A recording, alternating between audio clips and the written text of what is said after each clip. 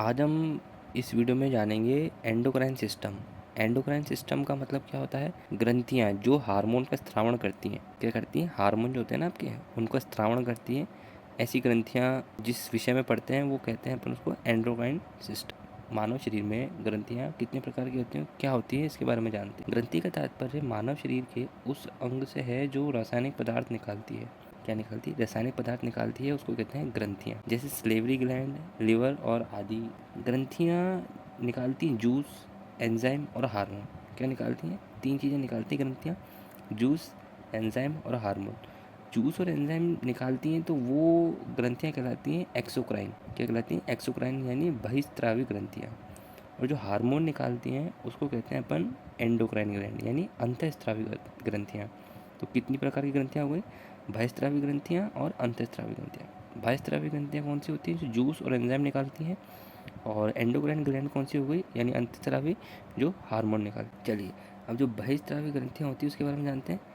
ये ऐसी ग्रंथियाँ होती हैं जो जूस और एंजाइम निकालती हैं, हार्मोन नहीं निकालती। ठीक है। इस ग्रंथि के पास खुद की डक्ट नली यानी नली होती है, जिससे ये अपने अंदर बने जूस और एंजाइम को दूसरे अंगों तक पहुंचाती है। यानी इसके पास खुद के पास एक ऐसा चीज़ होती है, नली टाइप की, जो दूसरी जगह पे अपने एंजाइम और जूस भेजती है।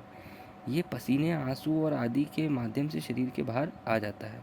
अच्छा, तो जूस और एंजाइम जो हैं ये आपके पसीने और आंसू के माध्यम से बाहर आ जाता है, तो इसलिए कहते हैं इसको बहिस्रावी ग्रंथियाँ कहते हैं। ठीक है, ये हो गई बहिस्रावी ग्रंथियाँ यानी एक्सोक्राइन। अब बढ़ते हैं एंडोक्राइन की तरफ। ये वह ग्रंथि होती है जो केवल हार्मोन निकालती हैं, जूस और एंजाइम नहीं निकालती हैं। ठीक है, इसके पास नली नहीं पाई जाती है, इसलिए हार्मोन ब्लड के माध्यम से सभी अंगों तक पहुँचते हैं। ठीक है ना। और एक्सोक्राइन में क्या था? उसमें एक पाइप पाया जाता है यानी नली पाई जाती है, जिसकी माध्यम से वो सारे के सारे पहुँचते हैं जूस और एंजाइम्स। लेकिन एंडोक्राइन यानी अंतःस्रावी ग्रंथि में क्या? एक नली पाई नहीं जाती, तो वो क्या?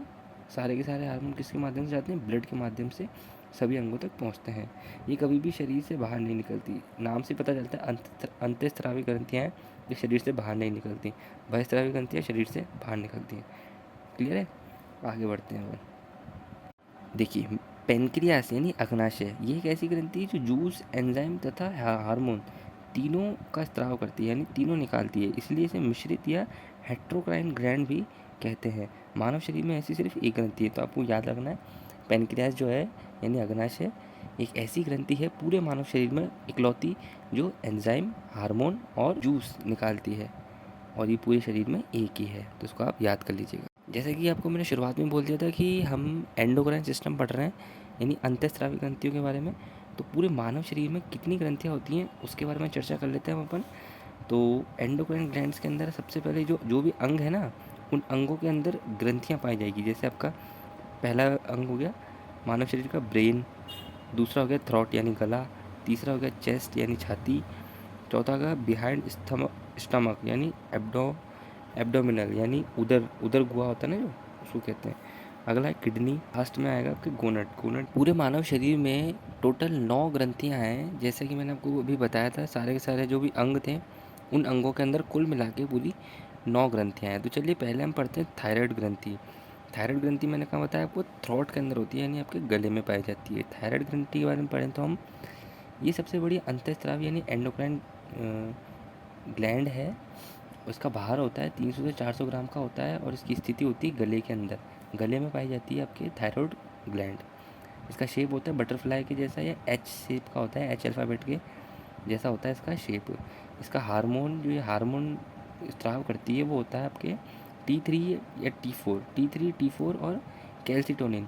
ठीक है ना। T3 और T4 जो होते हैं वो उसको कहते हैं थायरोक्सिन हार्मोन भी कहते हैं, और ये होता है 98% पाया जाता है। और कैल्सिटोनिन होता है आपके 2% पाया जाता है। थायरोक्सिन हार्मोन जो है ये 2 टाइप के हो गए, T3 और T4। और T3 का हो जाएगा ट्राई आइडो थायरोक्सिन, और T4 का क्या हो जाएगा? Tetra आइडो thyroxine. ठीक है, अब इनका कार्य देख लेते हैं। T3 T4 का इनका कार्य क्या है? पहला है जल संतुलन हार्मोन है ये। दूसरा, ये BMR का नियंत्रण करते हैं। BMR क्या होता है? वेसल्स मेटाबॉलिक रेट यानी चयापचय दर, यानी बॉडी में कितने एनर्जी बनी हुई है उसकी दर का नियंत्रण करना इनका कार्य है। ठीक है, क्लियर है? ये हो गई आपकी थायराइड ग्लैंड।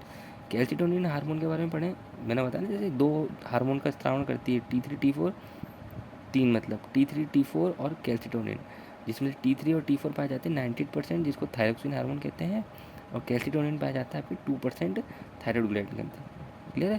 तो कैल्सिटोनिन हार्मोन क्या हो जाएगा, यह हार्मोन रक्त में कैल्शियम की अधिक मात्रा को हड्डियों तक पहुंचाता है। इतना याद करना है आपको, जितना पढ़ा रहा हूँ इससे बाहर कुछ भी नहीं आएगा, बिल्कुल आपको सटीक पढ़ लेना है। थ्रोट के अंदर आपकी दूसरी जो ग्रंथि पाई जाती है उसको कहते हैं पैराथायरॉयड ग्लैंड।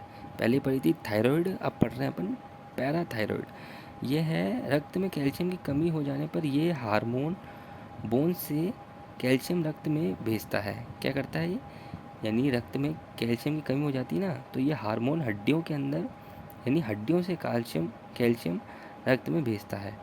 ठीक है, इसका जो हार्मोन है वो होता है PTH। पैराथायरॉयड जो ग्लैंड है ये कौन सा हार्मोन स्राव करती है, PTH। इसको कहते हैं पैराथायरोक्सिन हार्मोन, या फिर इसको कहते हैं कॉलिप्स हार्मोन भी अपन कह सकते हैं। थायराइड ग्लैंड में अपन ने पढ़ा था ना कैल्सिटोनिन हार्मोन, तो इसके बारे में जान लीजिए। कैल्सिटोनिन हार्मोन और पैराथायरोक्सिन हार्मोन, ये दोनों हार्मोन विरोध में कार्य करते हैं एक दूसरे के। ठीक है, यानी काउंटर एक्ट हार्मोन कहते हैं इनको कैल्सिटोनिन और पैराथायरोक्सिन। कैल्सिटोनिन तो आपका थायराइड ग्लैंड का, और पैराथायरोक्सिन हार्मोन जो है वो है पैराथायरॉयड ग्लैंड का। ये आपकी हो गई थ्रोट के अंदर जितनी भी ग्रंथियाँ थी, पैराथायरॉयड और थायरॉयड ग्लैंड, ये होती है कंप्लीट। आगे बढ़ते हैं अपन थाइमस ग्लैंड की तरफ बढ़ते हैं, जो पाई जाती है आपके चेस्ट में। इसका कार्य क्या होता है, ये मानव शरीर के प्रतिरक्षी तंत्र को मजबूत करता है। प्रतिरक्षी तंत्र को मजबूत करता है थाइमस ग्लैंड। ये अपने हार्मोन जो स्रावण करती है उसका नाम है थाइमोसिन। थाइमोसिन ग्लैंड में ही WBC यानी लिम्फोसाइट मैच्योर होती है। यंग एज में थाइमस ग्लैंड शरीर में पाई जाती है, लेकिन वृद्धावस्था में गायब हो जाती है। ठीक है, आपको तो इतना याद रखना है कि जो थाइमस ग्लैंड है ये WBC यानी वाइट ब्लड सेल्स को यानी लिम्फोसाइट को मिच्योर करती हैं, और यंग एज में थाइमस ग्लैंड शरीर में पाई जाती है, लेकिन वृद्धावस्था में गायब हो जाती है। इतना याद रखना है। आगे बढ़ते हैं। अब आपके एब्डोमिनल में पाई जाती है ग्रंथि जिसका नाम है आपका पैनक्रियास, जिसको कहते हैं अग्नाशय। इसके बारे में अपन ने पहले शुरुआत में क्या पढ़ा था कि ये इसके अंदर जूस, एंजाइम और हार्मोन तीनों का स्त्रावण होता है, इसलिए इसको कहते हैं हेट्रोक्राइन ग्लैंड। तो चलिए अब इसके बारे में पढ़ते हैं। ये है, इसको डिस्कवर किया था आपके लेंगर हैंस ने इसको डिस्कवर किया था। इसमें 4 प्रकार की कोशिकाएं पाई जाती हैं। पहला हो जाएगी अल्फ़ा, दूसरी बीटा, तीसरा डेल्टा, और चौथी है एफ सेल्स। तो ये 4 प्रकार की कोशिकाएं पाई जाती हैं। अल्फ़ा, बीटा और जो डेल्टा है ये निकालती है हार्मोन, और एफ सेल्स हैं जो क्या निकालती हैं, आपके जूस निकालती हैं। क्लियर है? इसको इन सबको कहते हैं अपन आइसोलेट्स ऑफ डेंगरसन्स। जो भी है अल्फ़ा, बीटा और डेल्टा और एफ, ये है आइसोलेट्स ऑफ लैंगरसन। इसमें जो सबसे ज़्यादा कोशिकाएं पाई जाती है वो है बीटा सेल्स पाई जाती हैं इसके अंदर, मैक्सिमम इन नंबर्स। ठीक है, इसका कार्य क्या होता है, इसका ये जो हार्मोन निकालती है वो है आपका इंसुलिन हार्मोन निकालती है बीटा सेल्स। और इसका कार्य मैं बता दूं आपको, ये रक्त शर्करा को नियंत्रित करता है। ये रक्त में बढ़े हुए ग्लूकोज की मात्रा को ग्लूकोजन के रूप में लिवर में जमा कर देता है। ठीक है, क्लियर है? इंसुलिन है किंग ऑफ हार्मोन्स कह सकते हैं अपन उसको, और साइंस में उसको किंग ऑफ हार्मोन्स ही कहते हैं इंसुलिन को। इसमें जिंक धातु पाई जाती है। इसमें क्या जिंक धातु पाई जाती है। और इंसुलिन की खोज मैं आपको बता दूं करी थी बेस्ट एंड बेंटिंग ने की थी। किसने करी थी? बेस्ट एंड बेंटिंग ने की थी आपके इंसुलिन की खोज। ठीक है, अब अपन पढ़ते हैं अल्फा सेल्स के बारे में। बीटा सेल में तो पढ़ लिया, पढ़ने क्या होती है, मैक्सिमम नंबर होती है ना ये। अब बढ़ते हैं अपन अल्फा सेल्स के आगे। अल्फा सेल्स के आपके हार्मोन्स जो ये जो करती है स्रावण वो है ग्लूकोजन, यानी फास्टिंग हार्मोन या व्रत वाला हार्मोन कहते हैं इसको अपन ग्लूकेगॉन होता है फास्टिंग हार्मोन या व्रत वाला हार्मोन। ये करता है अल्फा सेल आपका स्रावण करती है।